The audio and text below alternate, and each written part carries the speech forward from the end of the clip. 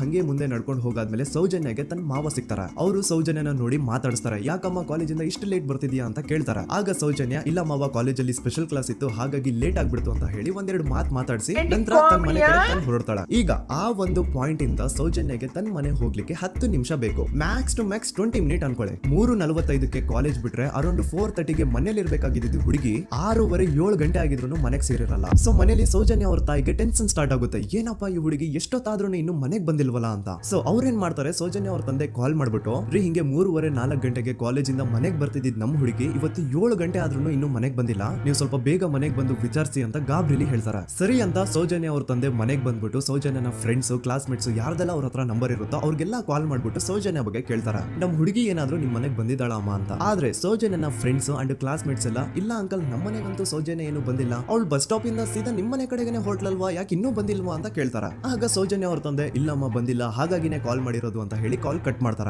Then Soujanya ಅವ್ರ ತಂದೆ ಸೌಜನ್ಯ ಅವ್ರ ಮಾವ ಕಾಲ್ ಮಾಡ್ತಾರ. ಅಳಿಯ ಎಲ್ಲಿದ್ಯಾ, ನನ್ ಮಗಳು ಇನ್ನು ಮನೆಗ್ ಬಂದಿಲ್ಲ, ನೀನೇನಾದ್ರೂ ಅವಳನ್ನ ನೋಡ್ದ ಅಂತ ಕೇಳ್ತಾರ. ಆ ಕಡೆಯಿಂದ ಅವರು ಸೌಜನ್ಯನ ಮಾವ ಹೇಳ್ತಾರೆ, ಹ್ಞೂ ನಾನು ನೋಡ್ದೆ 4:15 ಹಾಗೆ ಆ ಹುಡುಗಿ ಕಾಲೇಜಿಂದ ಬರ್ಬೇಕಾದ್ರೆ ನನಗೆ ಕಾಣಿಸಿದ್ಲು, ನಾನು ಸ್ವಲ್ಪ ಮಾತಾಡ್ದೆ ಅವಳ ಹತ್ರ, ಅದಾದ್ಮೇಲೆ ಅವಳು ಮನೆ ಕಡೆ ಹೋದ್ಲಲ್ಲ, ಯಾಕೆ ಇನ್ನೂ ಬಂದಿಲ್ವಾ ಅಂತ ಅವರೇ ಉಲ್ಟಾ ಕ್ವಶನ್ ಕೇಳ್ತಾರ. ಈ ಕಡೆ ಸೌಜನ್ಯ ಅವ್ರ ತಂದೆ ಇಲ್ಲ 7 ಗಂಟೆ ಆದ್ರೂ ಮಗು ಇನ್ನು ಮನೆಗ್ ಬಂದಿಲ್ಲ, ನಮ್ಗೆ ಯಾಕೋ ತುಂಬಾ ಗಾಬರಿ ಆಗ್ತಿದೆ, ನೀನೊಂದ್ ಕೆಲಸ ಮಾಡು ನಮ್ಮವ್ರನ್ನೆಲ್ಲ ಸೇರ್ಸು ಎಲ್ಲರೂ ಸೇರಿ ಹುಡುಕುವ ಅವಳನ್ನ ಅಂತ ಸುಮಾರು ರಾತ್ರಿ 7 ಗಂಟೆಯಿಂದ ಹಿಡಿದು 11 ಗಂಟೆವರೆಗೂ ಸೌಜನ್ಯನ ಮನೆಯವರು ಅಂಡ್ ಊರಿನ ಜನ 200-300 ಜನ ಸೇರ್ಕೊಂಡು ಸೌಜನ್ಯನ ಹುಡುಕ್ತಾರೆ. ಆದ್ರೆ ಸೌಜನ್ಯನ ಒಂದೂ ಸುಳಿವು ಸಿಗಲ್ಲ. ಸೊ ಕೊನೆಗೆ ಸಹಾಯ